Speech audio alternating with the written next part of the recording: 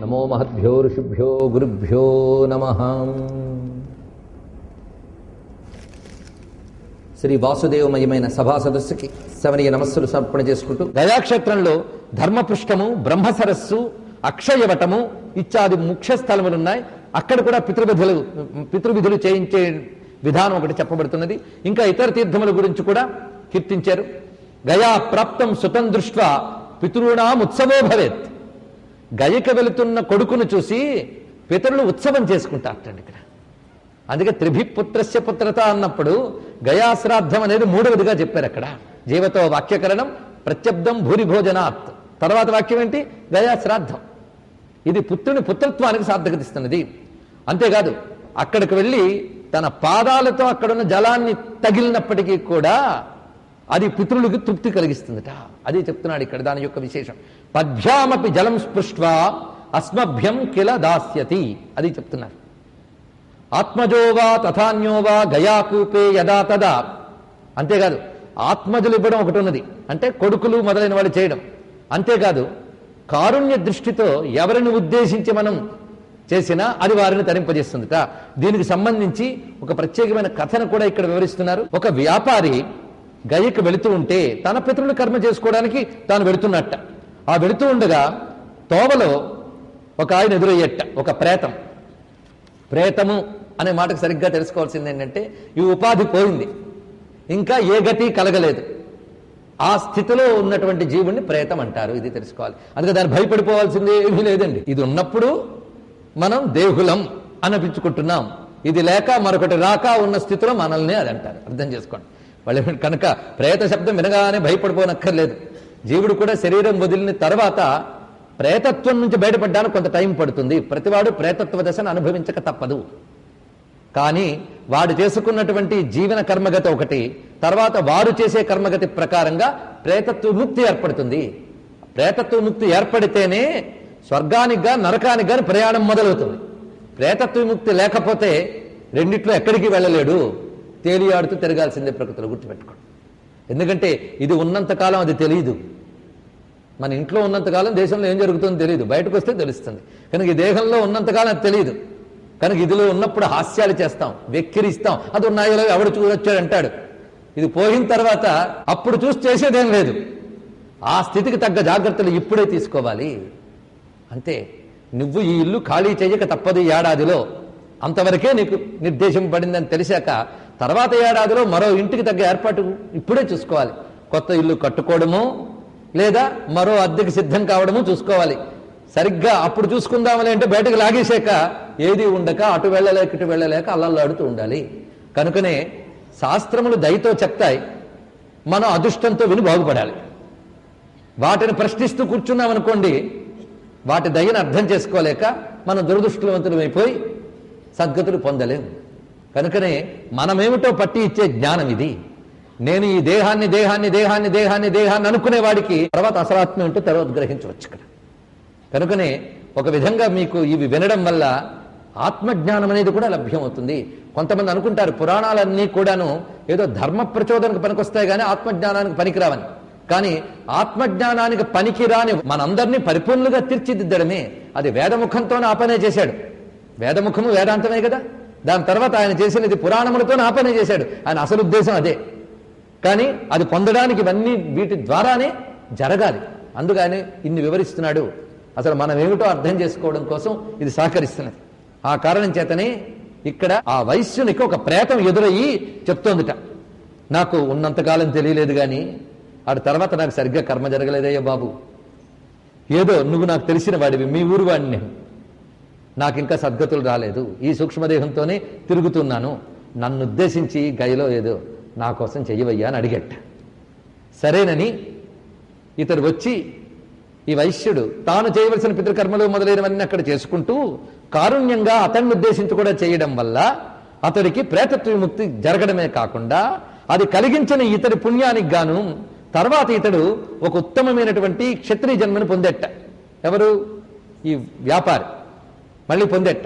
అప్పుడు ఇతడు మళ్ళీ యథాప్రకారంగా ఆ కర్మ ఆ దేహంలో ఉన్నప్పుడు చేయవలసిన సత్కర్మలు చేస్తూ ఉండగా అతడికి తేజోమయమైనటువంటి కొన్ని రూపాలు కనబడ్డాయట. ఈ కథ చెప్తున్నాడు ఇక్కడ. తేజోమయమైన 3 రూపాలు కనబడ్డాయట. ఆ 3 రూపాలు 3 రంగుల్లో ఉన్నాయి. వాళ్ళెవరు అంటే చెప్పుకున్నాడు, నేను నీ నాన్నని, అంటే ఆ జన్మకి సంబంధించి నీ నాన్నని, ఈయన తాత, ఆయన ముత్తాత. మేము నిజానికి ఈయన ఈ పాపం చేశాడు, ఆయన ఆ పాపం చేశాడు. నేను వాళ్ళంత పాపం చేయలే. కానీ నువ్వు చేసినటువంటి మమ్మల్ని ఉద్దేశించి నువ్వు చేసిన గయాశ్రాద్ధానికి ఫలితంగా మేము ముగ్గురం కూడా ధన్యులమై పుణ్యులమై ఉత్తమ గతికి వెళుతున్నాం అని పుత్రుడిని ఆశీర్వదించి వెళ్ళేట. అది ఇతనికి దర్శనమైంది. ఎవరికి? ఈ వైశ్యునికి. ఈ కథ ఇక్కడ ప్రత్యేకించి చూపించాడు. ఆ యుగాల నాడు గనక వాళ్ళ దర్శనం అవడం, సంభాషణలు జరుగుతాయి. కలియుగంలో సూక్ష్మ జగత్తు అంత తేలిగ్గా అనుభవానికి రాదు, కానీ లేకుండా పోదు. ఇది గుర్తుపెట్టుకో. కనుకనే ఈ కథలు మనకి శాస్త్రముల యందు శ్రద్ధని ఏర్పరచడం కోసం ఋషి ఇక్కడ ఉటంకిస్తున్నాడు. అందు గయా శీర్షేతు య పిండం నిర్వపేత్ నరకస్థా దివం యాంతి స్వర్గస్థా మోక్షమాప్నుయు. ఇది చెప్తున్నాడు.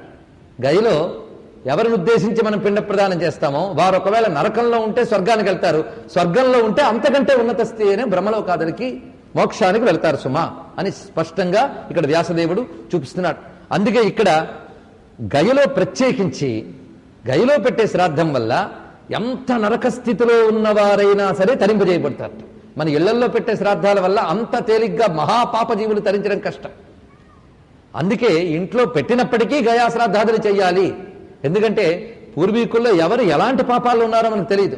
అలాగని నా పూర్వీకులందరూ పాపాత్ములు అనుకోవడం ఒక పాపం. అది మళ్ళీ కూడదు. అది కూడా వచ్చింది బాధ. పూర్వీకులను ఎప్పుడు మనం దేవతాస్థానంగా భావించినా వాళ్ళు జీవులే కదా. వాళ్ళు ఏ గతుల్లో ఉన్నారో మనకు ఎలా తెలుస్తుంది? కనుక మనవారు ఎప్పుడు సద్గతిలో ఉండాలని మనం ఉన్నంతకాలం అనుకోవాలి కదా. నువ్వు నీ తర్వాత వచ్చిన పిల్లలు బాగుండాలి, వీళ్ళు బాగుండాలి, మనవలు బాగుండాలి అనుకుంటున్నా కానీ నీకు పూర్వీకులు బాగుండాలని కూడా అనుకోవాలి. వాళ్ళకి దేహం లేకపోయినా ఎక్కడున్నా బాగుండాలి అనుకోవాలి. అప్పుడే నీ జన్మకి సార్థకత. వాళ్ళు బాగుండాలి అనుకోవడానికి ఇంట్లో చేయగలిగినంత చేసినా వాళ్ళు ఇంకా ఉన్నత స్థితికి వెళ్ళగలరు. అందుకే గయా శ్రాద్ధములు, బదరీ శ్రాద్ధములు అందుకు చెప్పబడ్డాయి. కానీ ఉన్న కర్మలన్నీ వదిలేసుకోవడానికి చెప్పబడలేదు. గుర్తుపెట్టుకోండి. మరింత శ్రేష్టతకి సద్గతులకి చెప్పబడుతున్నాయి. అందుకే యస్మత్కులేతు పితరో లుప్తపిండోదక క్రియా ఏ చాస్ప్య కృతచూడాస్తు ఏ చ గర్భాద్ వినిశ్రుతా. అక్కడ చదివే మంత్రముల్లో నేను ఒకటి ఉదాహరణకు చెప్పాను, మిగిలినవన్నీ ఇక్కడ చెప్పవలసిన అవసరం లేదు. ఎన్నెన్ని రకాలుగా ఉత్తమ గతులు లేకుండా ఉన్న జీవులు ఉన్నారో వాళ్ళందరినీ లిస్ట్ ఇక్కడ ఇస్తాడు. వాళ్ళందరికీ కూడా సద్గతి కలుగ్గాక అని పిండ ప్రదానం చేస్తారట.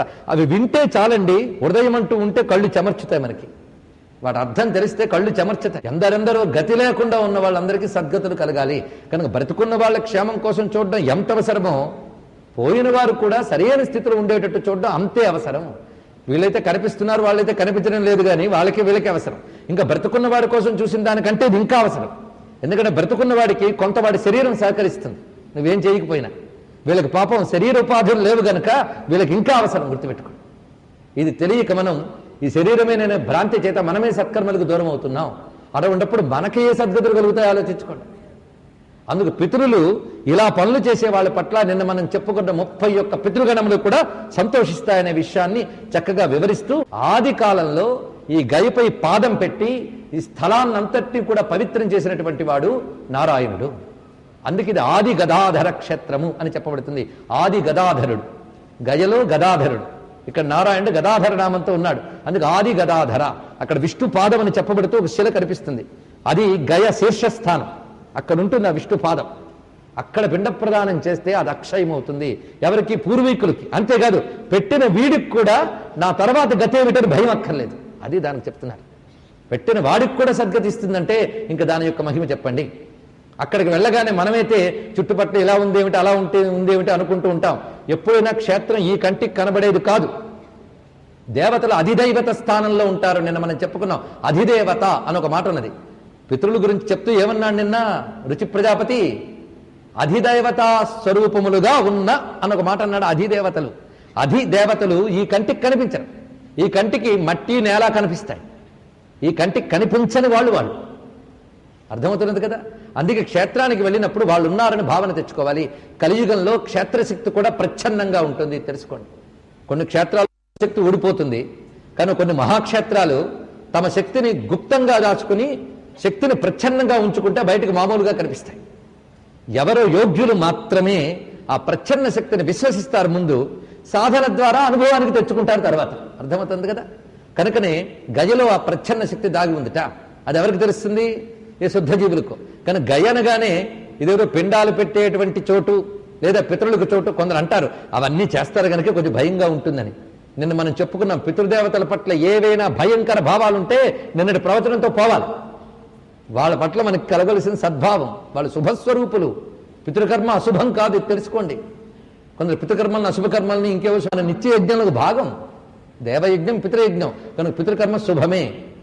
ఇది దృష్టిలో పెట్టుకోండి. అందుకు ప్రత్యేకించి నారాయణ పాదంపై ఆ పెట్టినటువంటి పిండము ఆజీవుణ్ణే తరింపజేస్తుంది. ఇంకేంటి చెప్పండి. విష్ణు స్మరణ, ఆది గదాధర స్మరణ, గయా స్మరణైనా చేసుకున్నా తరించిపోతాం. కొన్ని జన్మల్లో కుదరకపోవచ్చు, కానీ వారిద్దరిని స్మరించడం కుదురుతుంది కదా, అదైనా చేసుకోమన్నాడు. కనుక ప్రాతకాలంలో గయా స్మరణ, ఆది గదాధర స్మరణ చెయ్యమని వివరిస్తున్నారు ఇక్కడ. అందుకు శ్రాద్ధేన పిండదానేన అన్నదానేన వారిద బ్రహ్మలోకమవాప్నోతి సంపూజ్యాది గదాధరం. గయాక్షేత్రంలో ఆది గదాధరుణ్ణి ఆరాధించి అక్కడ చేసిన శ్రాద్ధము వల్ల, పిండదానం వల్ల, అన్నదానం వల్ల, వారిదానం వల్ల, అంటే జలతర్పణం, ఉదక తర్పణం, వీటి వల్ల ఆది గదాధరుడు అనుగ్రహిస్తాడు. ఆ చేసిన వాడు బ్రహ్మలోకం అవాప్నోతి, చేసిన వాడు తరిస్తాడు. ఇది ప్రత్యేకించి చెప్తున్నారు. అందుకు పృథివ్యాం సర్వతీర్థేభ్యో యథాశ్రేష్ట గయాపురి తథా శిలాది రూపశ్చ శ్రేష్టశ్చైవ గదాధర. అక్కడ గదాధరుడు శిలారూపంలో ఉన్నాడు అని ప్రత్యేకించి ఇక్కడ వివరించారు. ఈ గదాధరుడి విషయం వచ్చినప్పుడు ఇక్కడ గుర్తు తెచ్చుకోవాలి మనం. చైతన్య మహాప్రభువు సరిగ్గా గయాక్షేత్రానికి వచ్చినప్పుడు ఆయన ఈ శిల వద్ద ఉండగా ఇది నారాయణ స్వరూపం అన్నట్టు అక్కడ ఉన్నవాడు. నారాయణుడు అనగానే ఆయన మైమరచిపోయి మూర్ఛపోయిట్టండి ఆ శిల మీద. ఆయన యొక్క స్థితి చూడండి. అనుభూతి అంటే ఇలా ఉంటుంది. మనకు చుట్టూ ఉన్నవన్నీ చూస్తూ ఆయన నారాయణుని చూశాడు. అతని జన్మ సంస్కారం అది. ఆయన మూర్ఛపోతూ ఉంటే ఎవరో చెయ్యి పట్టుకున్నారు. ఆయనకి ఎవరు పట్టుకున్నారో తెలియదు అతనికి. కానీ ఆ చెయ్యి పట్టుకున్న అతను జాగ్రత్తగా తీసుకువెళ్ళి అక్షయవట వృక్షం దగ్గర పెట్టాట. అక్కడ దగ్గరే ఉంటుంది అక్షయవట వృక్షం. ఆ దగ్గర పెట్టేట. పెట్టిన తర్వాత అతన్ని శైత్యోపచారాలతో మూర్ఛ నుంచి తీర్చిన తర్వాత అది మూర్ఛ నిజానికి భగవద్ అనుభూతితో తన ఆ పట్టుకున్న వాడుకు సిద్ధపురుషుడు. మనం గురువుల్ని వెతుక్కోవడం కాదు, గురువులే మన కోసం వస్తారనడానికి ఇది ఉదాహరణ. ఆ సిద్ధపురుషుడు ఏం చేశాడంటే, నీకు నేను కృష్ణ మంత్రాన్ని ఉపదేశిస్తున్నానని కృష్ణ మంత్రోపదేశం చేసేట. ఆ మంత్రోపదేశం పొందుతూ మళ్ళీ మూర్చిపోయేట్టు మహానుభావుడు. ఎందుకంటే అది మంత్రమా, భగవన్ మంత్రంపై అక్షర దృష్టి కూడదు. ఆ మంత్రమే విష్ణు స్వరూపం.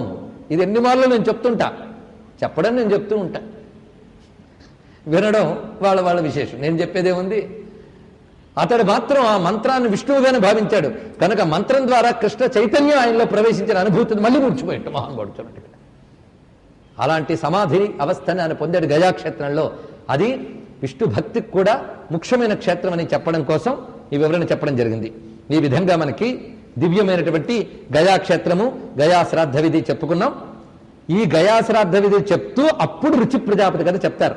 నేను ఈ విధానం మరింత అర్థం కావడం కోసం ముందు వెనకలు చేశాను. మీకు ఏ విధంగా చెప్తే అందులో విషయం అర్థమవుతుందో అని నా అంతటి నేను కొంచెం కృషి చేసుకుని ప్రయత్నించి మథనం చేసుకుని ఒక పద్ధతిగా సమకూర్చి అందులో ఉన్న విషయాలు చెప్తున్నా.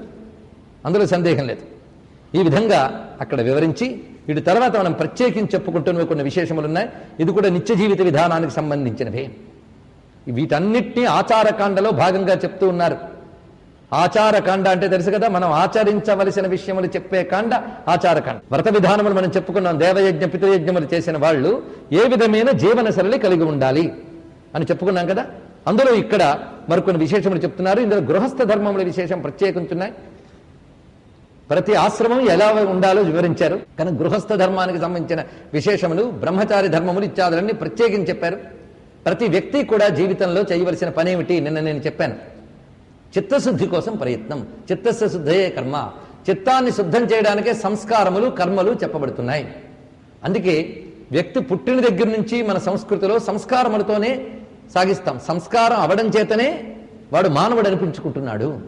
లేనప్పుడు వాడిని పశు అనొచ్చు, జంతుప్రాయుడైపోతాడు. సంస్కారముల చేతనే మానవుడు అనిపించుకుంటాడు. భారతదేశంలో పుట్టిన వాళ్ళ విషయాల్లో నేను చెప్తున్నాను. ఇక్కడే సంస్కారములు ఉన్నాయి. అందులో పుట్టిన దగ్గర నుంచి సంస్కారములు మనకు చెప్పబడుతూ ఉన్నాయి. అక్కడ ఆ నాభిచ్ఛేదం దగ్గర నుంచి సంస్కారములు చాలా చెప్పబడుతున్నాయి. అందులో అంత్యేష్టి వరకు అన్ని సంస్కారములు మనకున్నాయి. ఈ సంస్కారములతో పాటు మనకు జీవన విధానాన్ని చెప్పారు. మన జీవన విధానం దేవయజ్ఞ, పితృయజ్ఞ, ఋషి యజ్ఞములు తీర్చుకుంటూ వెళ్ళాలి.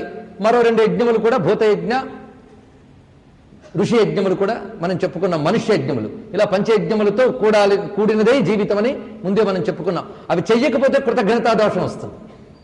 చేస్తే పుణ్యం మాట ఉంచండి, చేయకపోతే మాత్రం కృతజ్ఞతా దోషం వస్తుందని మనం పలుమార్లు చెప్పుకున్నాం.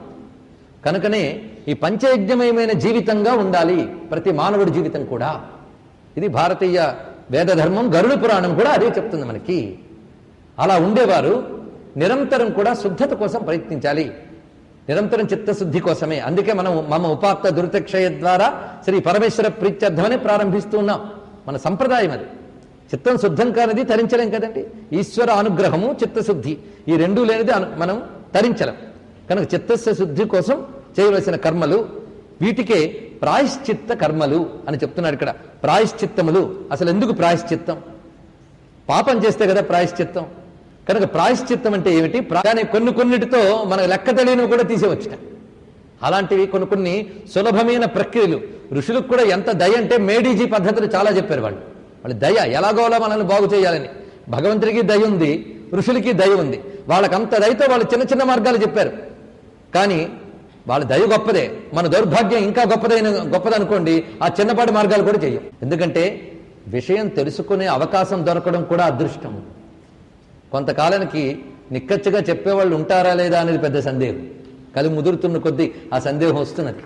కనుక శాస్త్రవాక్యాలను యథాతథంగా తెలుసుకునే భాగ్యం, చెప్పుకునే భాగ్యం రెండూ మనకు కల్పించిన ఆదిగదాధరుడికి మనం నమస్కారం చేసుకుందాం. ధర్మస్వరూపుడైన నారాయణుడికి. మధుసూదన పాదపో జయతి, గరుడ పురాణంలో ఉన్న అందమైన శ్లోకాన్ని మనం చెప్పుకున్నాం కదా. ఆ మధుసూదన వృక్షానికి మళ్ళీ నమస్కారం చేసుకుని ఇక్కడ వివరిస్తున్నాడు. పాతకములు, ఉపపాతకములు అనేక రకములుగా చెప్పబడుతున్నాయి. వాటి నుంచి మనం ఏ విధంగా శుద్ధమవుతాం అనే విషయాన్ని చెప్తున్నాడు. మహాపాతకములు, ఉపపాతకములు, వీటి వివరాన్ని చెప్తూ, మహాపాతకములు అంటే బ్రహ్మహత్య, మద్యపానము, సువర్ణస్థేయము అంటే బంగారాన్ని దొంగిలించడం, గురుపత్ని గమనము, ఇవన్నీ కూడాను భయంకరమైన మహాపాతకములని చెప్పబడుతున్నాయి. అయితే ఈ మహాపాతకాలు, వీటికి ఉపపాతకాలు కూడా కొన్ని ఉన్నాయి. అవి కూడా కొంచెం తెలుసుకుందాం. అది గోహత్య, సమయానుకూలంగా సంస్కారాలు జరగకపోవడం, ఇది ఒక మహాపాపం. అంటే యజ్ఞోపవీదాతి సంస్కారములు సరైన వయస్సులో చెయ్యకపోతే దానికి వచ్చే దోషం వ్రాత్యత అంటారు. దానికి ఆ దోషాన్ని, ఆ పాపాన్ని చూడండి, అదొక మహాదోషం. ఆ దోషంకు ఫలితంగా నరకగాములు అవుతారట. అయితే సరిగ్గా చేసుకోదలుచుకుంటే, ఒకవేళ సమయం అతిక్రమించింది సంస్కారానికి అనుకుంటే అప్పుడేమిటి? వ్రాత్యత అనుభవించవలసిందేనా? కాదు. దానికి ఒక ప్రాయశ్చిత్త విధి ఉంది. ఇప్పుడు చెప్పే ప్రతి పాపానికి దాని నుంచి బయటపడే మార్గం ఉంది. రోగలక్షణం చెప్పిన వాళ్ళు వెంటనే వైద్యం చెప్పినట్లుగానే ఋషులు వెంటనే వీటికి పరిహారాలు కూడా చెప్పారు. దానికి ఒక కర్మ చేస్తారు. ఆలస్యంగా ఈ సంస్కారం చేసినందుకు గాను ఆ దోషం పోవడం కోసం ప్రాయశ్చిత్త విధి ఉంది. దాని ద్వారా ఆ దోషం నుంచి బయటపడవచ్చు. ఇప్పుడు చెప్పిన ప్రతి వాటికి ప్రాయశ్చిత్త విధులున్నాయి. కనుక అవి చేసుకునే ప్రయత్నం చేయాలి. ముందు పాపాలేంటో తెలుసుకుని తర్వాత వాటి నుంచి బయటపడే ప్రయత్నం చెప్తున్నాడు. గోహత్య, వ్రాత్యత, చోరత్వము, అప్పును తిరిగి తీర్చకపోవడము. చూడండి ఇక్కడ, అప్పును తిరిగి తీర్చకపోవడము, ఇక పితృరుణ ఋషి రుణములు తీర్చకపోవడము, పైగా అధికారం ఉంటూ కూడాను అగ్ని ఆధానము చేయకపోవడం. అంటే అగ్ని సంస్కారములకు అధికారం ఉండి కూడా అగ్ని ఆరాధన చేయకపోవడము, అదొక దోషము. అదేవిధంగా అమ్మకూడని వస్తువులను అమ్మడము, ఇదొక విశేషం చెప్పాడు. అంటే అమ్మకూడని వస్తువుల్లో ఉప్పు మధువు ఇత్యాది విషయాలు అమ్మకూడనివిట. అవి అమ్మవలసి వస్తే దానికి కొన్ని ప్రాయశ్చిత విధులు ఉన్నాయి. అమ్మితే మాత్రం పాపం ఉంటుంది. ఇది విశేషంగా చెప్తున్నాడు. అదేవిధంగా ధనం కోసం అధ్యయనం చేయడం, ధనం కోసం అధ్యాపన చేయడం, ఇది ఈ రోజుల్లో చెప్తే కొంచెం బాధగా ఉంటుంది. అంటే డబ్బు కోసం చదవడము, డబ్బు కోసం చదువు చెప్పడం ఒక పాపంట. ఈ రోజుల్లో అసలు డబ్బు కోసమే చదువు, డబ్బు ఇస్తేనే చదువు చెప్పడం అని వచ్చిన రోజుల్లో ఇవి చెప్పేవాడిని చాదస్తులు అనక ఏమంటారండి? మరి మీరు చెప్పిన ప్రకారం అయితే ఈ రోజుల్లో బతకడం కష్టమని వెంటనే మాట వస్తుంది, తెలుసు కదా. కానీ కొంచెం నిదానంగా ఆలోచించండి. కేవలం ధనం కోసమే కాకుండా నీ అభ్యుదయ శ్రేయస్సుల కోసమై ఉన్న చదువులు నువ్వు చదువుకోవచ్చు. అవునా లేదండి? మీరెన్ని చదువులు చదివినప్పటికీ కూడా సరైన గురువుని ఆశ్రయించి మిమ్మల్ని తరింపజేసే ధర్మ విద్యలు, మోక్ష విద్యలు తెలుసుకునే అవకాశం ఉందా లేదా? అదేవిధంగా చెప్పేవాళ్ళు కూడా ధనాపేక్షతో చెప్పకూడదు. అయితే గురువులు ఇలాంటి విద్యలు చెప్పినప్పుడు మీకు ధనాపేక్ష కూడదండి అని శిష్యుడు అనకూడదు, అది తెలుసుకోండి. వీడు ఇవ్వవలసింది ఇవ్వాలి, వాడు ఆశించకూడదు. అది ఇక్కడ అంటే ధనాశతో చదువు చెప్పకూడదు. వైద్యము విద్య ఈ రెండు ధనం కోసం చేయకూడదుట. ఎందుకంటే ధనం అనే ప్రయోజనం పెడితే ఆ వైద్యాన్ని మనం దుర్మార్గంగా వినియోగిస్తాం, విద్యని దుర్మార్గంగా వినియోగిస్తాం. వాటిని శుద్ధంగా నువ్వు వాడు, ఫలితం అదే వస్తుంది, వచ్చింది అనుభవించు, అది చెప్తున్నాడు. అందుకే ఈ రోజుల్లో ఎలా అయితే కష్టమండి అని కదా. ఏ రోజుల్లో అయినా సరే ధర్మం పాటిస్తే సులభమేనండి. మనం అనుకుంటా ఊరికిన తొందరపడతాం. నీ విద్య నిన్ను రక్షించదా?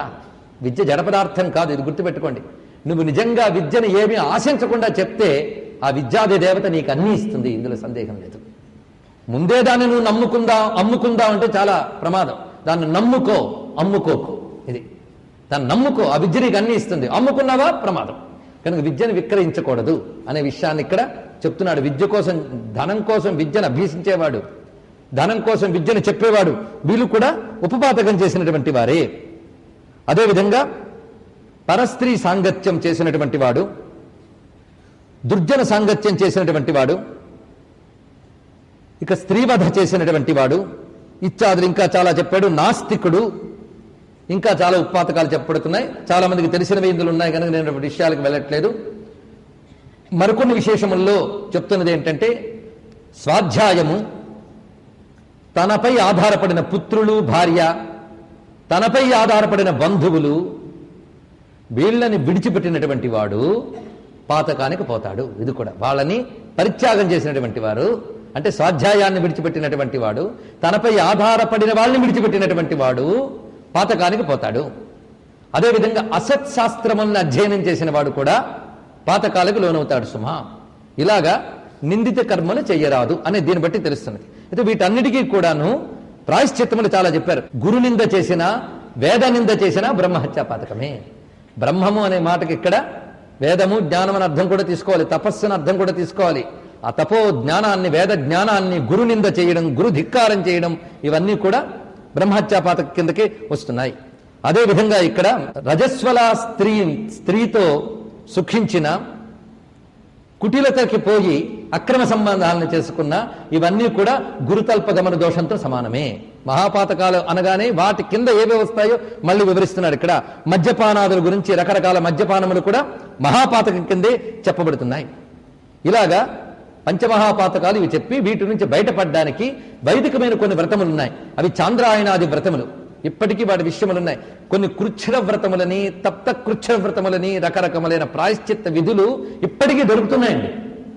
కానీ తెలుసుకునే శ్రద్ధ ఎవరికి లేదు. చెయ్యగలిగేటువంటి శక్తి, ఆసక్తి, శ్రద్ధ కూడా సన్నగిలుతున్నాయి. అంటే పాపాలు చేయడానికి ఎంత ఉత్సాహం ఉందో వాటిని పోగొట్టుకునే ప్రాయశ్చిత్తాలు చేయడానికి అంత ఉత్సాహం ఉండట్లేదు. ఇదొక వచ్చింది చాలా బాధ. వాటికి ప్రాయశ్చిత్త విధులున్నాయి. అవన్నీ నిజానికి చెప్తే పెద్ద కష్టములా అంటే చేయదలుచుకుంటే పెద్ద కష్టాలకో.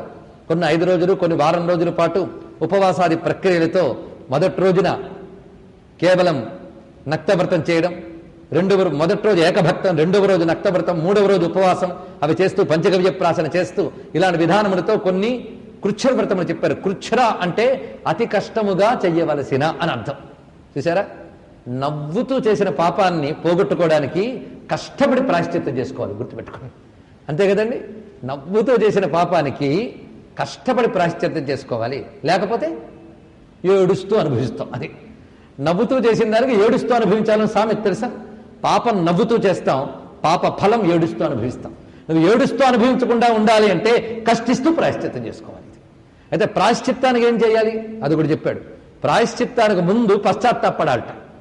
అందుకని పాపం చేశానండి, అయితే అయింది, ప్రాయశ్చిత్తం చేసుకుంటా అంటే కుదరదు. ఎంత గర్వంగా చెప్పావు నువ్వు. పాపం చేస్తే చేశాను, ప్రాయశ్చిత్తం చేసుకున్నాను కదా అనకూడదట. అయ్యో పాపం చేసేనే అని ముందు పరివేదన పడమన్నాడు. పశ్చాత్ తాపం. పాపం చేశారని తెలుసుకుని ఆ తర్వాత తపించుట పశ్చాత్తాపం. పశ్చాత్తాపం ఉన్నవాడే ప్రాయశ్చిత్త కర్మ చేసుకోవడానికి అర్హుడు. ఆ ప్రాయశ్చిత్త కర్మ చేసుకుంటే పాపం నుంచి బయటపడతాడు. కనుక ఇప్పుడు చెప్పిన ప్రతి వాటికి కూడా ప్రాయశ్చిత్త విధులు చెప్తూ ఉన్నాడు. కనుక చాంద్రాయణాది వ్రతములు తెలుసుకుని శాస్త్రముల ద్వారా మనం వాటి నుంచి విమోచనం కలిగించుకోవాలి అంటే సరైన శాస్త్రవేత్తల్ని సంపాదించుకుని మనం ఏ పాపం చేసేమో తెలుసుకుని పశ్చాత్తప్తులమై దానికి ప్రాయశ్చిత్తం ఏంటో తెలుసుకుని చేయగలిగే వాళ్ళ దగ్గరికి వెళ్ళి చేయించుకోవచ్చు. అయితే కొన్ని మన నిత్య జీవితంలో చేస్తున్న విధానాల్లో ప్రాయశ్చిత్త విధులు ఉన్నాయట. అవేంటో తెలుసుకుంటే సరిపోతాయి కదా. తెలుసో తెలియకో, తెలిసి తెలియక చేసినటువంటి, అంటే తెలిసి కొన్ని, తెలియక కొన్ని, తెలిసి తెలియక కొన్ని, 3 రకాలుగా చేస్తాం కదా. వాటన్నిటికీ ప్రాయశ్చిత్తములుగా మనం ఏమేమి చేయవచ్చో ప్రతి వారికి సాధ్యమైన కొన్ని నేను చెప్తాను. వీటి ద్వారా మనం బయటపడడానికి అవకాశాలు కనిపిస్తూ ఉంటాయి. ఇందులో మద్యపానం చేసినటువంటి వాడు ముందుగా పశ్చాత్తాపం చెంది కొంతకాలం పాటు పంచక వ్యాధులు ప్రాసన చేసి ఆహార నియమం పాటించినట్లయితే వాడు ఆ దోషం నుంచి బయటపడతాడు. అంటే దోషం నుంచి బయటపడిపోయి మళ్ళీ మొదలు పెడతాడని కాదు ఇక్కడ అర్థం. ప్రాయశ్చిత్తం అంటూ పుచ్చుకున్నాక మరి చెయ్యకూడదు ఆ పాపాన్ని. ఇది గుర్తుపెట్టుకోండి. ప్రాయశ్చిత్తం అంటూ జరిగాక మళ్ళీ ఆ పాపాన్ని చేయకూడదు. ఇది చాలా ముఖ్యమైన అంశం. ఎందుకంటే పాపం చేయడం వల్ల కొన్ని కర్మలకు అర్హత కోల్పోతాం. ఇది గుర్తుపెట్టుకోండి. పాపం చేయడం వల్ల కొన్ని కర్మలకు అర్హత కోల్పోతాం. తిరిగి ప్రాయశ్చిత్తం చేసుకోవడం వల్ల ఆ కర్మకు అర్హత సంపాదించుకుంటాం. ఎందుకు ప్రాయశ్చిత్తం అంటే? ప్రాయశ్చిత్తం ఎందుకు అర్థమైంది కదా. అంతేకాదు పరమాత్మ మరొక మాట చెప్తున్నాడు గరుడ పురాణంలో. ఏ పాపం చేసేనని నువ్వు అనుకున్నా పశ్చాత్తాపం పడొచ్చు కానీ జీవితాంతం పాపం చేసేనే అనే కార్పణ్య స్థితికి వెళ్ళకూడదట. ఇది గొప్ప మాట చెప్తున్నాడు. కార్పణ్య స్థితి అంటే కార్పణ్య దోషోపహత స్వభావ చెప్పాడు కదా భగవద్గీతలో. ఎప్పుడు నేను పాపం చేశాను అనుకునే వాడికి తెలియకుండా వాడు ఆత్మని మరింత పాపమయం చేసుకుంటాట. ఇది ఎలాంటిది అంటే మనం ఏదో బుర్ర తొక్కొచ్చాం, చూసుకున్నాం, వెంటనే వెళ్ళి కాళ్ళు కడుక్కొచ్చి కూర్చుంటే బెటర్. అంతేగాని కాళ్ళు కడుక్కున్నా కూడా నిన్న తొక్కిన బురదని ఇప్పుడు ఊహించుకుంటూ అబ్బా అని మళ్ళీ బాధపడుతూ ఆ బురదలోనే కాళ్ళు ఉన్నట్టు కొందరు ఫీల్ అయిపోతూ ఉంటారు. అప్పుడు కడుక్కున్న ఏం లాభం? మనసు నిండా బురద ఉంది. ఒక 2 సన్యాసులు నది దాటడానికి వెళుతూ ఉన్నట్ట. నది దాటుతూ ఉంటే ఒక స్త్రీ వచ్చి నేను నది దాటలేను, స్త్రీని ఎత్తుకుని నది దాటించి వెళ్ళిపోయేట. ఈ పక్కన సన్యాసికి ఇంకా శాంతి దొరకలేదు. నువ్వు సన్యాసివి, ఆడదాన్ని ఎత్తుకున్నావు అని మాటిగా అంటూ ఉన్నట్ట. ఎంత తప్పు చేసావు, ఆడదాన్ని ఎత్తుకున్నావు అని పక్క నుంచి అంటూ ఉన్నట్ట. సన్యాసి ఆడదాన్ని ముట్టుకోకూడదు, నువ్వు ఆడదాన్ని ఎత్తుకున్నావు అన్నట్ట. ఆయన అన్నాడు, నేను ఎత్తుకుని అక్కడ దించేశాను, నువ్వే ఇప్పటి వరకు ఎత్తుకున్నావు అన్నట్టు. ఇది గుర్తుపెట్టుకోండి. కనుక ఏమిటక్కడ ఆయన స్త్రీ అనే భావంతో ఎత్తుకోలేదు, ఒక జీవిని రక్షిస్తున్నాను భావంతో ఎత్తుకున్నాడు. దానికి ఆయన మనస్సులో చేయవలసిన ప్రాయశ్చిత్తం ఆయన చేసుకున్నాడు. వీడిగా మనసు నిండా ఆవిడే కూడదు కదండి. అది ఇక్కడ చెప్తున్నాడు. అందుకే ఆ కార్పణ్యం నుంచి బయటపడాలి. ఎందుకంటే భగవంతుడు ఇచ్చిన ఆయువు చిన్నది. పాపంతో కొంత ఖర్చు చేసావు, దాని గురించి ఏడవడంతో మిగిలినంత ఖర్చు చేస్తావా? కూడదది. ప్రాయశ్చిత్తాన్ని బాగు చేసుకో. కనుక ప్రాయశ్చిత్తమును కూడా చూపించాడు భగవంతుడు. ఎంత దయామయుడండి. కనుకనే అమ్మో గరుడ పురాణం అంటే భయం వేస్తుందండి. భయం ఏమీ లేదు, వెంటనే జాగ్రత్తలు దొరుకుతాయి. గుర్తుపెట్టుకోండి. కనుక ఎంతో అదృష్టం చేసుకుంటేనే గరుడ పురాణం వినగలం. ఎందుకంటే జాగ్రత్తలు దొరుకుతాయి. అది ఇక్కడ. కనుక రోగం గురించి చెప్పి బెదిరించాడని కాదు, వెంటనే మందు చెప్తున్నాడు, మీరు ఆగి ఇంటికి తీసుకెళ్ళి బాగు చేసుకోవచ్చు. కనుక మీదే ఆలస్యం. కనుక ఇక్కడ పశ్చాత్తాపం పడుతూ ప్రాయశ్చిత్తాలు నేర్చుకుంటే ఎంత బాగుంటుంది. అలాంటి విషయములు ఇక్కడ చాలా చాలా వివరిస్తున్నాడు. ఒకవేళ చౌర్యం చేసేయడని తెలిసి బాధపడితే అప్పుడేం చేయాలి? తిన్నగా ప్రభుత్వం దగ్గరికి వెళ్ళి నేను ఫలానా తప్పు చేశాను, చౌర్యం చేశానని తెలుసుకుని తనకు తాను శిక్ష వేసుకోవాలట. వాడికి చెప్పి దాని నుంచి బయటపడతాట. ఇది నేను మహాభారతంలో శంఖలిఖితుల వృత్తాంతం చెప్పినప్పుడు చెప్పాను, గుర్తుండుంటుంది. అయితే నేను తప్పు చేశాను వెళ్ళి వాడికి వాడు సరెండర్ అవ్వగలిగాడు దమ్ములు ఎవరుకున్నాయండి. ఎందుకంటే రాజదండన కానీ ఇక్కడ పొందితే పైన యమదండన ఉండదుట. ఈ మాట మనకి రామాయణంలో వాలిని కొట్టినప్పుడు రామచంద్రమూర్తి చెప్తాడు అక్కడ. అది గుర్తుపెట్టుకోవాలి మనం. కనుక రాజదండన పొందిన వాడికి యమదండన ఉండదు. శిక్షను తప్పించుకోవడానికి చాలా మంది ప్రయత్నిస్తూ ఉంటారు. ఇలాంటి వాటికి డబల్ అక్కడ పడతాయని గుర్తుపెట్టుకోండి. కనుక ఇక్కడ తప్పించుకుంటే అక్కడ ఇంకా గట్టి దెబ్బలు తగులుతాయి. ఇక్కడ కొంత మనం అనుభవిస్తే అక్కడ కొంచెం తగ్గే అవకాశం ఉంది. కనుక ఇక్కడ తప్పించుకున్న వాళ్ళందరూ ఈ రోజు రాజులై చలామణైపోతున్నారంటే అక్కడ వాళ్ళు కొన్ని కల్పాల కాలం పడి ఉండాల్సి వస్తుంది. ఇది గుర్తుపెట్టుకోండి. దీన్ని బట్టి మనకి గరుడ పురాణం వినడం వల్ల ఎంత ఆరోగ్యకరమైన సమాజం ఏర్పడుతుందో మీరు ఆలోచించండి. ఇవందరూ విశ్వసిస్తే అసలు పాపం చేస్తారా చెప్పండి? ఇవి చిన్నప్పటి నుంచి చెప్పకపోవడం వల్లనే పాపం చేయడానికి నిర్భయంగా తెగించి చేస్తున్నారు. దాని ఫలితం సమాజం అంతా అనుభవిస్తుంది. అందుకే బాల్యం నుంచే మీరు పురాణ విద్య పిల్లలకి నేర్పితే వాళ్ళు పాపం చేయలేరు. అందుకని కాళ్ళు కీళ్ళు కథల వేసిలో చెప్పుకుంటే అయ్యో చేసేమే అనుకోవడం తప్ప బాగుపడడానికి అవకాశం లేదు. ఎందుకంటే వీడికి దొంగతనం చేయడానికి కూడా శక్తి లేదు. వీడేం చేస్తాడు? చిన్నప్పటి నుంచి చెప్తే పనులు చేయరు. చూసారా? అందుకే ఎప్పుడైనా ధర్మబోధ చాలా అవసరం. విశ్వనాథ వారు ఒక మాట చెప్తారు, పాపభీతి లేని వ్యవస్థ ఎంత అస్తవ్యస్తంగా ఉంటుందో అని ఉదాహరణ చూపిస్తారు. కనుక పాపభీతి లేని సమాజం ఎంత పతనమైపోతుందో అని మాట అంటారు. కనుక సమాజం బాగుండాలంటే పాపభీతి ఉండాలి. అది ఇక్కడ వివరిస్తున్నారు. అంతేకాదు అనేక పాపములకి విశేషములు చెప్తూ కొన్ని ముఖ్యమైన అంశములు. ఇందాక చెప్పిన పుణ్యక్షేత్రములకు వెళ్ళడం, గంగాది నదుల్లో స్నానం చేయడం, అక్కడ కొంతకాలం నివసిస్తూ అనుష్ఠానం చేసుకోవడం, ఇది కూడా ప్రాయశ్చిత్తంలో ఒక భాగం. కనుకనే పాపం చేసేమని బాధపడకుండా ప్రయాణం కట్టి క్షేత్రాలకు వెళ్ళి సాధన చేసుకోవాలి. ఆ సాధన అందుకే క్షేత్రవాసం, తీర్థస్నానం పాపనాశనానికి చెయ్యాలి. నిజంగా అన్ని పాపాలు చేసుకున్నవాడు నాలో ఉన్నాడని ధైర్యంగా చెప్పగలడా? ఎవడనగలడండి ఆ మాట? కనుకనే ఇవి ఇంకా ఉన్నాయి అంటే కడుక్కోవడానికి వెళ్లాల్సిందే. అదేవిధంగా అమావాస్య నాడు పరమేశ్వరునికి ఆరాధన చేసి, ఇది ఒక విధానం చెప్తున్నారు పాపనాశనం కోసం. అంటే శివుని ఆరాధన చేసి తర్వాత అన్నదానం చేసినట్లయితే అనేక పాపాల నుంచి బయటపడతాట. ఇప్పుడు ఏ పాపం నుండి అడగద్దు, అనేక పాపాల నుంచి అన్నాడు కనుక తెలుసో తెలియక చేసిన ఎన్నో పోతాయి. వాటి వల్ల శివారాధన అనేక పాపముల్ని నశింపజేస్తుంది అనే మాట చెప్తున్నాడు. అదేవిధంగా కృష్ణపక్ష చతుర్థి నాడు, ఇవన్నీ గుర్తుపెట్టుకోవచ్చు మనం. కృష్ణపక్ష చతుర్దశి, కృష్ణపక్ష చతుర్దశి నాడు ఉపవాసమైన నదిలో స్నానం చేసి ప్రణవయుక్తంగా యముడు, ధర్మరాజు, మృత్యువు, అంతకుడు, వైవస్వతుడు, కాలుడు, సర్వభూత భక్షకుడు అయిన స్వామిని ఉద్దేశించి తర్పణలు చేయమన్నాడు, నమస్కారం చేయమన్నాడు. కనీసం ఇప్పుడు నేను చెప్పిన పేర్లన్నీ ఎవరివి? యముడివి. యముని గాని నమస్కారం చేసుకున్నట్లయితే పాపక్షయం అవుతుంది. దీనికి మరొక ప్రక్రియ కూడా చెప్పాడు. ప్రతి శనివారం నాడు ప్రాతకాలంలో స్నానాదులు చేసి యమునికి గాని నమస్కారం చేసుకుంటే వాడికి పాపక్షయం అవుతుంది. యముడు సాక్షాత్ దయామయుడు. ఆయన యొక్క స్వరూపం మీకు రేపు ఇంకా తెలుస్తుంది.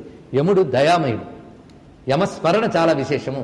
యముని యొక్క ఉపాసనకు సంబంధించి సావిత్రి సత్యవంతుల గాథను కూడా మనం మొన్న స్మరించుకున్నాం కదా.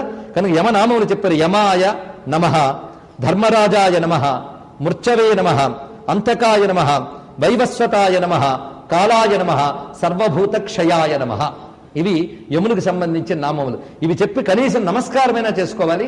జలాంజలితో తర్పణ చేయమన్నాడు. ఇది సర్వపాపముల నుంచి విమోచనం కలిగించగలదు. చూసారా?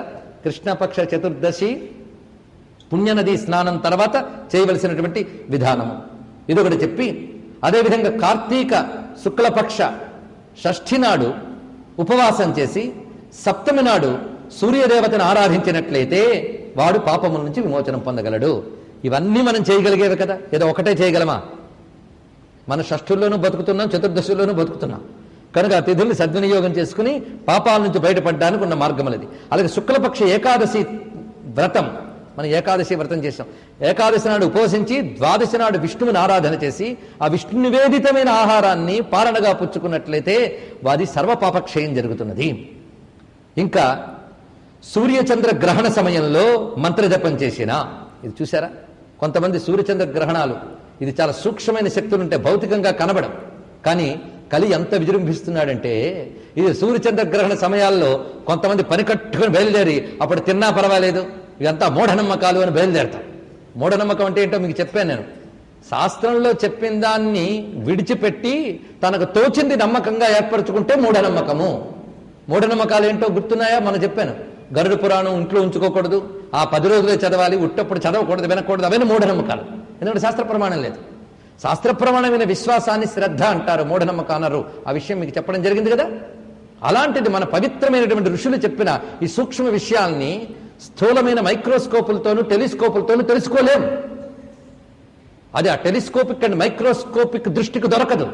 తపోదృష్టికి, ఉపాసనా దృష్టికి మాత్రమే అది కనబడుతుంది. నువ్వు మైక్రోస్కోప్ కనిపెట్టక ముందు కూడా వైరస్ క్రిములు ఉన్నాయి. మైక్రోస్కోప్ ద్వారా దాన్ని తెలుసుకున్నావే తప్ప ఇది తెలుసుకుంటే అది పుట్టలేదు. కనుక నీకు తపోదృష్టి లేకపోయినా అవి ఉన్నాయి. ఆ దృష్టి లేదు గనక దృష్టి లేనివాడు విశ్వసిస్తాడు, దృష్టి ఉన్నవాడు దర్శిస్తాడు. గుర్తుపెట్టుకోండి. మనకు తపోదృష్టి లేదు కనుక నమ్మకమే ప్రమాణం, తపోదృష్టి ఉన్న వాళ్ళకి దర్శనమే ప్రమాణం. కనుక ఋషులకి దర్శనం, మనకు విశ్వాసం, మనకు దిక్కు విశ్వాసం, వాళ్ళకి దర్శనమే లభించింది కనుక ఇంక చెప్పనవసరం లేదు. అర్థమవుతున్నది కదా. కనుక ఋషి జ్ఞానాన్ని మన అరపర భౌతిక జ్ఞానంతో ప్రశ్నించితే అదొక దోషం. అంతేకాదు వాడు భ్రష్టుడు అవ్వడం కాకుండా 10 మందిని భ్రష్టులను చేస్తుంటాడు. ఎవరో నమ్మి ఏదో చేస్తూ ఉంటే వాడు దానికి ఇంకా ఎలాగో ఉన్నారు కదా, వీళ్ళు తిన్నగా కెమెరాలో పట్టుకుపోతారు, వాళ్ళందరినీ తీసి ఆ గ్రహణం నాడు చూపిస్తారు. ఇంకా చర్చ, ఎవరిని దేని విషయంలో చర్చ చేయాలో కూడా తెలియదు. భగవద్ విషయాల్లో ఆస్తికులు చేసే సమావేశాలు చేయించాలి కానీ నాస్తికులు చేసే సమావేశం కాదు. అవి చూపించడం వల్ల ప్రయోజనం ఏంది? వాడు ఎంత చెప్పినా వాడు నాస్తికుడే, వీడు ఎంత చెప్పినా వాడు ఆస్తికుడే. ఇప్పుడు వీళ్ళు చేసినటువంటి ఈ చర్చా సమావేశాల వల్ల వాళ్ళకి టైం మరికొంత ప్రోగ్రామ్కి కలిసి వచ్చిందే తప్ప ప్రపంచానికి ప్రయోజనం ఏం లేదు. గుర్తుపెట్టుకోండి. కానీ ఊరుకుంటారా? అది మొదలు పెడతారు. దానివల్ల చివరికి ఏం తేలుతుంది? ఏమీ తేలదు. కొందరు కన్ఫ్యూజన్ మిగులుతుంది అంతే.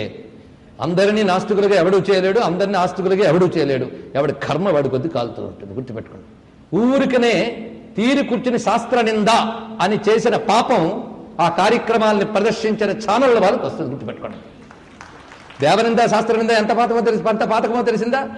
మరొక విశేషం, ఒకవైపు పండుగలు పబ్బాలు వచ్చినప్పుడు శుభాకాంక్షలు చెప్తారు ఆ ఛానల్సే. మళ్ళీ ఆ పండుగలు పబ్బాలు వచ్చినప్పుడు నాస్తికులు చర్చలు చేయించి మన పండుగలు నిందిస్తారు ఆ ఛానల్సే. వాటి ఛా అని మనం అనగలిగిన రోజు రావాలి.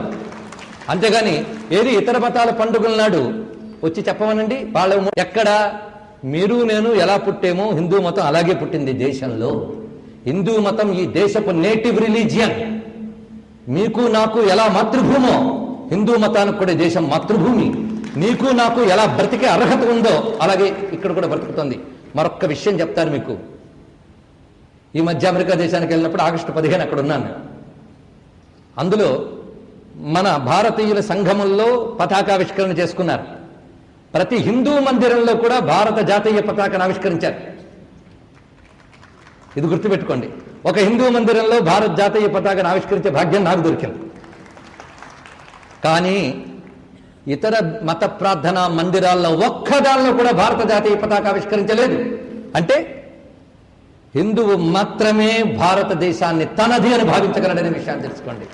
కనుక ఇది మీకు నాకు ఎలా మాతృభూమో హిందూ మతానికి కూడా మాతృభూమి. కనుక మనం ఎలా బతకాలో అది అలా బతకాలి. దాన్ని బతకనివ్వకుండా అరకొర విజ్ఞానంతో ప్రశ్నించి వేధించద్దు, హిందూ మతాన్ని విశ్వసించే మనస్సును చూపించద్దు అని ఈ ప్రజా సమక్షంలో విన్నవించుకుంటున్నాం. తర్వాత విషయంలోకి మనం ప్రవేశిస్తున్నాం. కనుక ఎన్నెన్ని చక్కటి విధానాలు సూర్యచంద్ర గ్రహణాల్లో మనం చేసుకునే జపాల వల్ల పాపనాశనం జరుగుతుంది. మనం జపం చేస్తూ దేవత కనబడలేదే అనుకోక్కర్లే, ముందు పాపం నాశనం అవుతుంది. గుర్తుపెట్టుకోండి. కొందరు అంటారు జపం చేస్తున్నాం కానీ మనస్సు నిలబడట్లేదని బాధపడద్దు. జపం చేస్తున్న నోరైనా కదిలిందిగా, కూర్చున్నావుగా, ఒక ప్రయత్నం చేసేవుగా, దానివల్ల పాపనాశనం జరిగిపోతుంది. మనస్సు నిలబడేటంత పాపనాశనం జరిగితే తప్పకుండా భగవంతుడు కనబడతాడు. అంతదాకా చెయ్యి, అంతేగాని దేనికి నిరుత్సాహపడద్దు. కొద్ది చేసినందుకు కూడా తృప్తి పడండి, కానీ అంతటితో చాలని మాత్రం తృప్తి పడద్దు. ఇది కూడా ప్రధానికి బ్యాలెన్స్ ఉంది, ఒకటి గుర్తుపెట్టుకోండి. కనుకనే సూర్యచంద్ర గ్రహణాల్లో చేసినటువంటి మంత్రం జపం కూడా పాప సంహరణం చేస్తుంది. అదేవిధంగా తీర్థసేవనం, దేవతార్చనం, వేదవేత్తల్ని పూజించడం, ఇదంతా కూడా పాప సంహరణానికి మార్గము. అదేవిధంగా మళ్ళీగా ఎక్కువ చెప్తున్నది ఏంటంటే పుణ్యతీర్థ సేవనం. తర్వాత మరొక విశేషం ప్రాణాయామం. ఇది చెప్తున్నాడు. ప్రాణాయామం పాపనాశనంట. ఇది చాలా ముఖ్యమైన విద్యకు చెప్తున్నాడు ఇక్కడ. ప్రాణాయామం ద్వారా ఎన్నో పాపాలు పోగొట్టుకోవచ్చు. అందుకే మనకు పూర్వకాలం నుంచి ఏ అనుష్ఠానం చేసినా ఆచమనం తర్వాత ప్రాణాయామం ఉంది. తెలుసా ఉందని? ప్రాణాయామం చేస్తారు అనులోమ విలోమాలతో. ఇప్పుడు ప్రాణాయామం లాంటి యోగా అంటే యోగా నేర్చుకున్న వాళ్ళకి తప్ప ఇంకెవరికి కాదనుకుంటాం. భారతీయ హైందవ జీవనమే యోగా. గుర్తుపెట్టుకోండి. వాడు అనుక్షణం యోగమే వాడిది. వాడి ధ్యానము, వాడి ప్రాణాయామ విద్య ఉన్నది. మనకి సరిగ్గా సంకల్పం తర్వాత ఉత్తిష్టంతో భూత పిశాచాగా చెప్పి ప్రాణాయామం చేస్తాం. అది ప్రాణాయామం అని చాలా మందికి తెలియదు. ఆ రోజున సత్యనావ్రతం, ఎందుకంటే మొన్ననే పెళ్లి చేశారు కనుక అందరూ చేయమని చెప్పారు కనుక, చేయకపోతే బాగోదు కనుక సత్యనావ్రతం చేసుకున్నాడు. ఆ చేసినప్పుడు చేయించడానికి ఆయన వస్తాడు, ఆచమనం చేయరా అంటాడు. ఆచమనం చేయనప్పుడు అలా ఆచమనం చేయాలో కూడా తెలియదు, చేతిలో నీరు పూసుకుని తాగంటాడు. ఇది మాటలు. కొన్నాళ్ళకి ఆచమనం, అభిహరించడం, పరిశేచన, ఆపోసన, ఈ పదములు కూడా ఉండవేమో అని భయపిస్తుంది మనకి. ఆచమనం అంటే తెలియదు వాడికి. ఆచమనం చేసినప్పుడు చప్పుడైనా మీసం మొదలైన తగిలినా రక్తపానం చేసిన పాపం వస్తుంది, గుర్తుపెట్టుకోండి. మన వాళ్ళు ఎంత సుకుమారమైన సంస్కారాలు చెప్పారో చూడండి. చప్పుడయ్యేటట్టు తినడం, చప్పుడయ్యేటట్టు తాగడం, పక్కవాడు భరించద్దండి.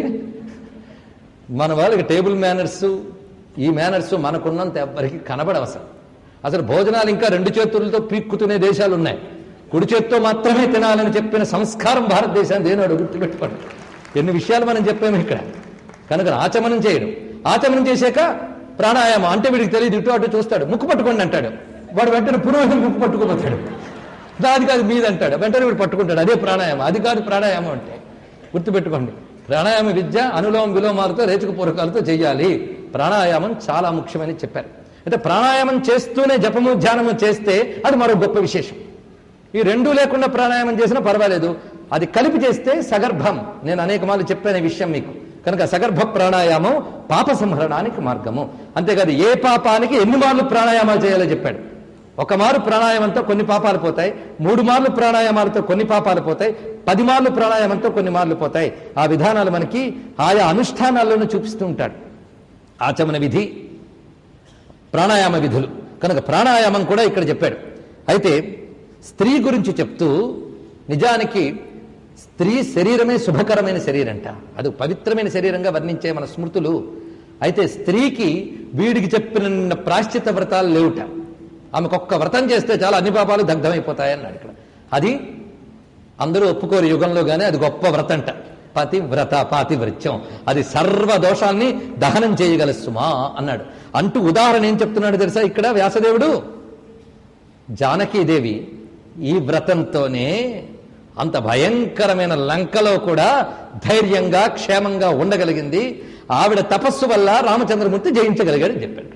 చూసారా, అమ్మ తపస్సుట, పాతివ్రత్యమే తపస్సు. ఆ తల్లే మాట అన్నది, అసందేశాత్తు రామస్య తపస్సానుపాలయన్ అని రామాయణంలో చెప్పింది ఆ తల్లి.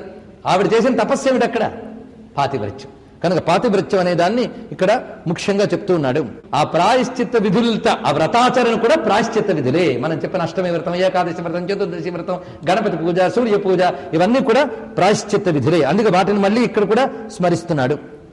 ఆ తర్వాత మరొక విశేషంగా ప్రాయశ్చిత్త విధుల్లో ఈ ప్రాణాయామాలు, ఆచమనములు చెప్తూ, తినరానివి తినడం అనేది ఒక దోషంట. ఆ దోషం గురించి కొన్ని విశేషాలు చెప్పాడు. ఏ ఆపత్తి కాలం లేకుండానే పరాన్న భోజనం చేస్తే దోషం. ఆపత్తి కాలం లేకుండా అన్నాడు అంటే ప్రాణం దెబ్బతింటుంది అనే సమయంలో పరాన్నం తింటే దోషం లేదుట. అప్పుడు దాని వల్ల ప్రాశ్చిత్తం ఉందండి. అది మళ్ళీ దాని తర్వాత ఏదో చేస్తున్నాడు. కానీ అంత పరిస్థితి లేకుండానే పరాన్నం తింటే అదొక దోషం. అది దాని తర్వాత మరొక విశేషం చెప్తున్నాడు. సంధ్యాది అనుష్ఠానములు లేకుండా అన్నం తింటే ఆ అన్నం దోషం.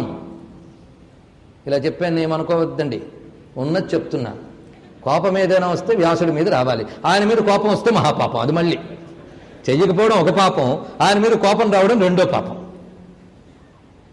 ఏం చేస్తాం, బుద్ధి చెప్తే బుల్లబ్బాయికి కోపం వచ్చిందని సామెత. కనుక అలా దయచేసి కోపగించుకోవద్దు. అందుకు ఇక్కడ విశేషం ఏంటి అంటే, దేవతార్చన, సంధ్యావందనం లేకుండా భోజనం చేస్తే దోషము. అంతేకాకుండా నీచ వృత్తితో సంపాదించి తింటే దోషము. సమూహ దీక్షలు ఇచ్చిన వాడు పెట్టిన తిండే దోషము. చూసారా, ఇలాంటి మాటలను చెప్తున్నాడు. ఈ రోజుల్లో అసలు సుఖంగా ఉండగలమండి ఇలాంటి మాటలు చెప్తే? అందరికి కూర్చోబెట్టి అందరికీ మంత్రోపదేశం చేస్తున్నామండి అని కొందరు అంటూ ఉంటారు. పాపం అలాంటి వాళ్ళు అన్నం పెడితే తినకూడదుట.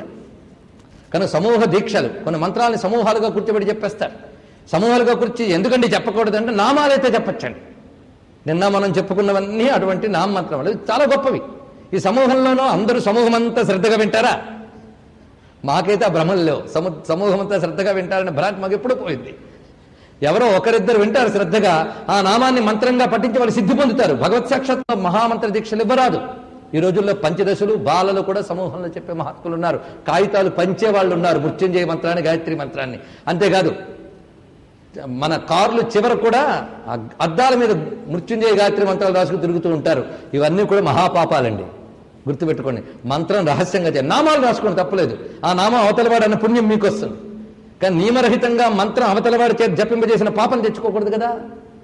ఈ మాటలన్నీ ఈ రోజుల్లో చెప్పాలి అంటే ముందు మొహమాటం ఉండకూడదు. గురువుల యొక్క దయ వల్ల మొహమాటం లేని విద్యేదో ఇచ్చాడు, దానివల్ల ఉన్నది చెప్తూ ఉన్నాను. లేదా ఉన్నది చెప్పకపోతే అదొక పాపం కదండి, అసత్య దోషం వస్తుంది. కనుక ఉన్నదేదో చెప్తున్నాం. సమూహ దీక్షలు ఇస్తే దోషం. పేషెంట్లందరూ వెయిట్ చేస్తున్నారు క్లినిక్లో. డాక్టర్ గారు ఒక సమయంలో అసహనంగా బయటకు వచ్చారు. మీ అందరికీ మంది చెప్తున్నాను రాసుకోండి అన్నాడు. అప్పుడు పేషెంట్లందరూ ఆయన తీసుకెళ్లి మెంటల్ హాస్పిటల్లో జాయిన్ చేశారు.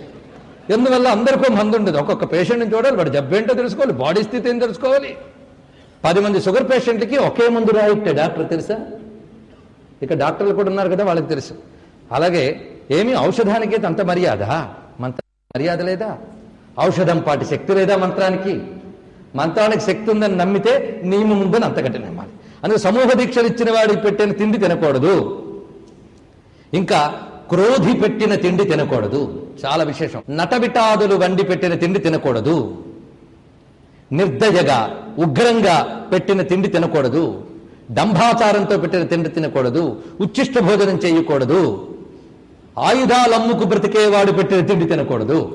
ఎన్ని రహస్యాలు ఉంటాయండి, మనకేం తెలుసు అన్నానికి ఎన్ని అంటుకుంటాయో అంత రహస్యం అంట. ఎందుకంటే ఎంత ఉంటుందా? ఆఫ్టర్ ఆల్ అన్నమే కదా. ఆఫ్టర్ ఆల్ అన్నమా ఒక్క పూట మానేసి చూడండి. శరీరంలో ప్రతి అణువు తయారు చేస్తుంది అన్నం. నీ శరీరమే అన్నమయం. అన్నం వల్లనే మనోనిర్మాణం కూడా జరుగుతుందని చాందోగ్యం ఆధారంగా మీకు గతంలో చెప్పుకున్నాను. అదేవిధంగా అసత్యవాది పెట్టిన అన్నం తినకూడదు. మద్యాన్ని అమ్ముకుని బ్రతికేవాడు పెట్టిన అన్నాన్ని తినకూడదు. అదేవిధంగా క్రిమి గాని వెంట్రుకు గాని కలిసిన అన్నాన్ని తినరాదు. ఒకవేళ మనం యజ్ఞద్రవ్యంలో గాని అన్నద్రవ్యంలో గాని వెంట్రుకలు కనిపిస్తే వెంటనే తీసి ఆవు నెయ్యి దాని మీద వేసి విష్ణు స్మరణ చేస్తే శుద్ధి అవుతుంది. ఇదొక విశేషాన్ని చెప్పాడు. అయితే సంఘుష్ట అన్నము ఇదొకట. సంఘుష్ట అన్నం తినరాదుట. సంఘుష్ట అంటే ఇక్కడ అన్నం వడ్డించాం వచ్చి తినేయండి అని చాటింపు వేసిన అన్నం తినకూడదుట. ఏమిటో ఏ రహస్యాలు ఉన్నాయి చూడండి. అందుకు అన్నం వడ్డించాం రండి అని చాటింపులు వేసి పిలిస్తే ఆ చాటింపు వేసిన అన్నాన్ని తినకూడదుట. ఏమిటో ఆ రహస్యం. దానివల్ల ఏ దోషాలు ఉంటాయో ఇది తెలుసుకోవాలి అంటే అన్నాన్ని ఆశ్రయించుకుని ఎన్నెన్ని శక్తులు ఆశగా ఎదురు చూస్తుంటాయో మీకు తెలియదు. అందుకు ఒకరిని ఉద్దేశించి పెట్టిన అన్నం వాడికి సద్గతులు ఇస్తుంది. అలాగే అన్నం కోసమని మన కంటికి కనబడిన ఎన్నో క్షుద్రమైన భయంకరమైన శక్తులు తిరుగుతూ ఉంటాయి. అందుకే అన్నాన్ని నైవేద్యం ద్వారా కొంత, పరిశేచన ద్వారా కొంత, భగవత్స్మరణ ద్వారా అంతా శుద్ధి చేసుకుని తినాలి. ఎందుకంటే అన్నాన్ని అంటుకుని అనేక శక్తులు ఉంటాయి. ఈ మధ్యకాలంలో జరిగిన ఒక ఘట్టం చెప్తా. ఒక మహాత్ముడు ఆయన నియమబద్ధంగా తాను ఒక అన్నాన్ని ఒక రాయి మీద ఉంచి వెళుతున్నట్ట. ఎప్పుడూ ఆ రాయి మీద అన్నాన్ని ఏది తినడం ఎవరు చూడలేదు. అదే క్రిములో అవి తిని క్రమంగా పోతోంది. అక్కడి నుంచి వెళితే ఒక నాస్తికుడు అన్నట్ట, ఈయనకు చాదస్తాను, రోజు అన్నం తెచ్చి బయట పారేస్తూ ఉంటాడని. అది విన్నాడు ఈయన. ఈ అన్నం ఎవరు తింటున్నారో నేను చూపిస్తాను, చూస్తావా అన్నట్టండి ఆయన. ఏది చూపించండి అన్నట్ట. వెంటనే తన చేతిలో పంచపాత్రలో జలం వంపుకొని వాడు కళ్ళ మీద కొట్టేటొక్కటి. కొట్టగానే అతను కనిపించింది ఏం తింటున్నాయో.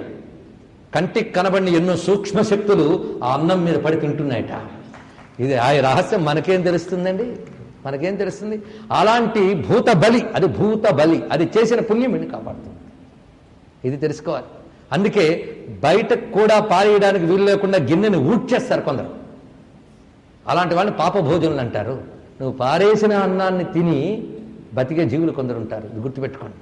అందుకే ఈరోజు మొత్తం ఊడ్చేసామండి అంటే అది సంతోషించవలసిన విషయం కాదు. అది వాళ్ళనే కాకి కూడా చెయ్యి దులపని వాళ్ళనే పేరు వాళ్ళకే అంటారు, గుర్తుపెట్టుకోండి. ఇక్కడ భూత బలి మన ఇంట్లో ఉన్న వాళ్ళకే బలి కాదు, భూత బలులు కూడా గృహస్థ జీవితంలో చాలా అవసరం. ఇవన్నీ రహస్య విద్యలు, ఇవి కంటికితో కనబడవు కానీ ఉంటాయి, గుర్తుపెట్టుకోండి. కనుకనే అన్నాన్ని ఆశ్రయించుకుని ఉంటాయి కనుకనే ఈ నియమాలు చెప్తున్నారు. అలాగే ఇక్కడ పర్యాయాన్నము, ఇదొక దోషాన్నం ఉంటాయి. అన్నాల్లో దోషాలు చెప్తున్నాడు. పర్యాయాన్నము అనే మాటకు అర్థం ఏంటంటే వండిన స్వీకరించిన ఒకరికి పెట్టి ఎలాగో వాడు రాలేదు కదా నువ్వు తినేయి అంటే పర్యాయాన్నం, అది దోషంట, అది తినరాదు అన్నాడు ఇక్కడ. అంటే అన్నాన్ని ఎవరిని ఉద్దేశించామో అప్పుడే వాడికి సంబంధించిన లింక్ ఏర్పడుతుంది అన్నానికి. వాడికి చూసారు ఎన్ని రహస్యములు. అన్నగతమైన జీవదేహాలకి అన్నానుకున్న అనుబంధం మీద మన ఋషులు చేసిన రీసెర్చ్ ఎప్పటికీ కూడా ఏది పెడితే అది, ఎలా పెడితే అలా, ఎక్కడ పెడితే అక్కడ తినే జాతులకి తెలియదు, గుర్తుపెట్టుకోండి. ఋషులు చేసిన రీసెర్చ్ తెలుసుకోవాలా? తపస్సు చేయండి, రీసెర్చ్ చేయండి, లేదా నమ్మి బాగుపడండి. ఇంతకు మించి మార్గం లేదు. అన్న విషయంలో ఎన్ని చెప్తున్నాడు ఇక్కడ. అదేవిధంగా కొన్ని ఇవాళ ఉంచింది రేపు తినకూడదు అనే విషయం కూడా చెప్పారు. అంతేగాని అన్నం మిగిలిపోయింది కానీ ఫ్రిడ్జ్లో పెట్టుకు తిందాం ఇట్లా అనకూడదుట.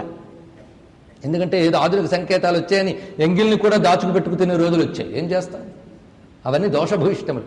ఇక్కడ మరొక విశేషం చెప్తున్నాడు. పలాండు లస్సున అంటే వెల్లుల్లి, ఉల్లి మొదలైనవి ఒకవేళ పొరపాటును తింటే చాంద్రాయణ వ్రతం ద్వారా దోషం పోతుంది. అంటే అది కూడా దోషాన్నమైట. గుర్తుపెట్టుకోండి. అందులో వ్రత జీవనం పాటించే వాళ్ళకి మరీను, ఒక అనుష్ఠానము మొదలైన వాళ్ళకి మరీను, ఈ అనుష్ఠానం లేకుండా మా పనే అదండి అనే వాళ్ళ గురించి పెద్దలేదు. అంతే కదండి. అందుకే చెప్పాడు, అలాగూ పతితుడు, వాడు పతితుడైతే పెద్ద ప్రమాదం లేదు, కానీ సాధకుడైన వాడు మాత్రం జాగ్రత్తగా ఉండాలి. మెట్టెక్కేవాడి జాగ్రత్తగా అడుగులు వేసుకుంటూ వెళ్ళాలి. కింద నడిచేవాడు పడ్డ అక్కడే పడతాడు. కానీ పైనుంచి పైకి వెళ్ళేవాడు కానీ కింద పడ్డాడా అన్నీ విరుగుతాయి. గుర్తుపెట్టుకోండి ఇక్కడ. కనుకనే జాగ్రత్తగా ఉండాలి. ఇది చెప్తున్నాడు. సాధకుడైన వాడికి ఇది మరింత నియమంగా వివరించాడు. ఇలా చెప్తూ ఇప్పుడు శుద్ధి చేసుకునే ప్రక్రియలు కూడా ఉన్న. అన్న శుద్ధి ఎలా జరుగుతుంది? దేవతా నివేదన వల్ల, అతిథులకు పెట్టడం ద్వారా, ఇత్యాదుల వల్ల శుద్ధి చేసుకోవచ్చు. అదేవిధంగా ఇక్కడ కొన్నిటిని ఎలా శుద్ధి చేసుకోవాలో ద్రవ్య శుద్ధి చెప్తున్నాడు.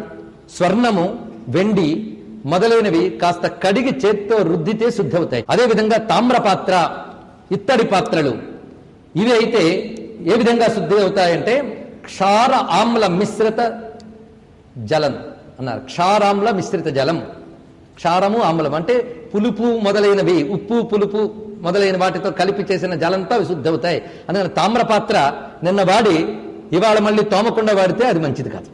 దాన్ని వీటితో కలిపితేనే అది శుద్ధి అవుతుంది. అలా దేన్ని ఎలా శుద్ధి చేసుకోవాలో వివరిస్తున్నాడు. అలాగే కర్ర పాత్రలకి వీటికి చెక్కితే శుద్ధి అవుతుంది, మట్టి తవ్వితే శుద్ధి అవుతుంది. ఇలా కొన్ని.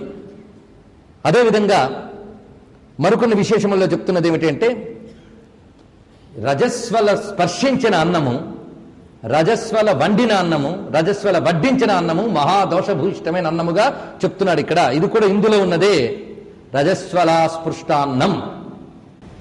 ఇది గుర్తుపెట్టుకోండి. ఎంత మహాదోషమో వివరించారు ఇక్కడ.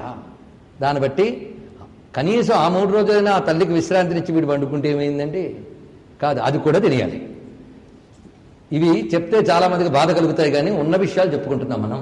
ఒకప్పుడు అందరికీ ఇది సామాన్యమే, ఇప్పుడు పాపం చేయడమే సామాన్యమైపోయింది కనుక ఇప్పుడు చెప్పడం పెద్ద విషయం. కొద్ది రోజుల తర్వాత ఆచమనం చేస్తే సత్కారాలు చేసే రోజులు వస్తాయి. మొన్న మధ్య ఆవిడ 30 రోజులు వరుసగా సంధ్యావందనం చేశాడు, సన్మానం చేయించుకున్నట్ట. ఇవన్నీ సన్మానం చేసుకోవాల్సింది. ఆఖరికి మనం పాటించాల్సిన చిన్నవే రేపు దీపం వెలిగిస్తే అబ్బా అనే రోజులు వస్తాయి. యజ్ఞాలు, యాగాలు, వ్రతాలు పోయే ఆఖరికి ఇవి కూడా తక్కువైపోతాయి. ఏం చేస్తాం? మఠం వేసుకుంటే భలే మడిచేడే అంటాం. ఏదైనా కాలు వేలాడేసుకోవడం అలవాటు అయిపోయింది. ఏం చేస్తామండి? బాధాకరమైన అంశం. మొత్తానికి ద్రవ్య శుద్ధి మనం చేసుకోవచ్చు ఇక్కడ చెప్తున్నాడు. అదేవిధంగా భూమి గోస్పర్శ చేత శుద్ధి అవుతున్నది. అదొక ప్రత్యేకమైన విషయాన్ని చెప్పాడు. గోవు యొక్క ఘృతాన్ని వేయడం చేత కూడా అన్నం శుద్ధి అవుతుంది. అందుకే భగవంతుడు నివేదించేటప్పుడు గోఘృతాన్ని వేయమంటాడు. శరీరపు మలం తగలడం చేత వస్త్రము అపరిశుద్ధం అవుతుందట. శరీర మలం రాత్రి పడుకుని లేచిన తర్వాత శరీర మాలిన్యాలు దానికి అంటుతాయట. అందుకే కట్టుడు బట్టతో తినడం, తాగడం ఇత్యాదులు చేయరాదు, చెయ్యాలని చెప్తున్నాడు ఇక్కడ. అదేవిధంగా కొన్ని సూర్య రశ్మి ద్వారా, అగ్ని ద్వారా, వృక్ష ఛాయ ద్వారా శుద్ధి అవుతాయి. ఆచమనం ద్వారా చాలా శుద్ధులు జరుగుతాయని చెప్తున్నాడు. ఎప్పుడెప్పుడు ఆచమనం చేయాలి అంటే తిన్న తర్వాత, ఉమ్మిన తర్వాత, నిద్ర లేచిన తర్వాత, వస్త్రధారణ చేసినటువంటి తర్వాత, ఎప్పుడైనా పొరపాటున కంటి నుంచి ఏడిస్తే అప్పుడు ఆచమనం చేయాలట. ఆచమనం చేయడానికి జలపాత్ర లేకపోతే నేను మీకు చెప్పాను, అది మళ్ళీ ఇక్కడ చెప్తున్నాడు కనుక మళ్ళీ చెప్తున్నా.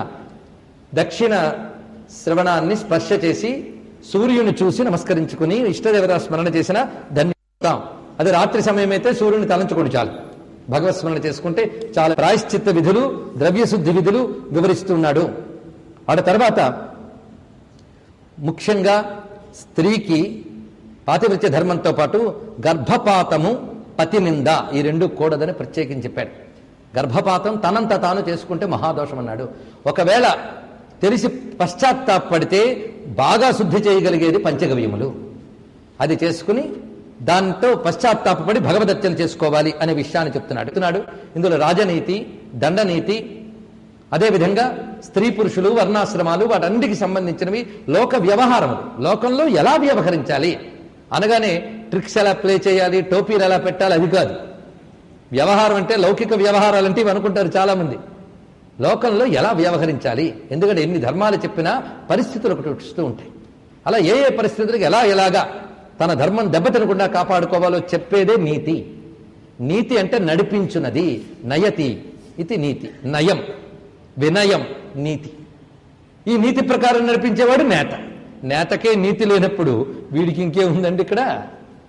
అందుకు నీతి మనల్ని నడిపించి తరింపజేసేది నీతి. ఈ నీతులు ఋషులు ఇచ్చినవి. ఇక్కడ నుంచి మనకి అనేక ఇంతవరకు చెప్పిన ప్రాయశ్చిత్త విధులు, ఇప్పుడు చెప్పిన నీతి సారములు ఎక్కడి నుంచి వచ్చాయో తెలుసా? వాటిని ఎక్కడి నుంచి తీసుకున్నాడో కూడా చెప్తున్నాడు వ్యాసుడు. యాజ్ఞవల్క్య ఇలాంటి మహర్షుల పేర్లని చెప్పాడు. ఎందుకంటే ఇవి స్మృతులు అని అంటారు వీటిని. అంటే స్మృతులు, శృతులు ఇవన్నీ కలిపి చూపిస్తున్నాడు. అంతేకాదు సనాతన ధర్మం పాటిస్తే వాడు పాపం నుంచి బయటపడతాడన్నారు కన్క్లూజన్ లైన్. సనాతన ధర్మం అంటే ఏమిటి? ఈ ప్రశ్న మనకు వస్తూ ఉంటుంది కదా. సనాతన ధర్మం అంటే ఏమిటో కూడా చెప్పాడు ఇందులో. ఇంకేం చెప్తారో చెప్పండి, మనకేం మిగల్చలే. మనంతరం మన నిర్వచనం చెప్పుకోనక్కర్లే, అక్కడ చెప్పాడు. ఆ టర్మ్ వాడిన వాడు టర్మ్ డిఫైన్ చేశాడు. ఇది తెలుసుకోండి ఇక్కడ. కానీ సనాతన ధర్మం అంటే శాశ్వత ధర్మం. ఏది శాశ్వత ధర్మం అంటే వేదము చెప్పినది, వేదాన్ని ఆధారం చేసుకున్న పురాణాది స్మృతులు చెప్పినవి. పురాణము కూడా స్మృతి కింద చెప్పారు. మూడవది శిష్టాచారం, శిష్టులు ఆచరించింది. శిష్టులు అంటే నీకు ఎవడిష్టమైతే వాడు శిష్టుడు కాడు, అదొకటి గుర్తుపెట్టుకోండి. ఇష్టమైన వాడు శిష్టుడు కాడు. శిష్టుడు అంటే వీటిపై విశ్వాసం కలిగి ఒక క్రమబద్ధమైన పవిత్ర జీవితం గడిపేవాడు శిష్టుడు. వాడు ఎలా ప్రవర్తిస్తున్నాడో అది నీకు ప్రమాణం. ఈ ముగ్గురి ద్వారా తెలియబడే ధర్మముల్ని సనాతన ధర్మం అంటారు. ఇంత జగ్గా నిర్వచించారు. సర్వం శ్రీకృష్ణ చరణారవిందార్పణమస్తు. శ్రీమద్రమారమణ గోవిందో హరి గోవింద. నమః పార్వతీపతయే హర హర మహాదేవ.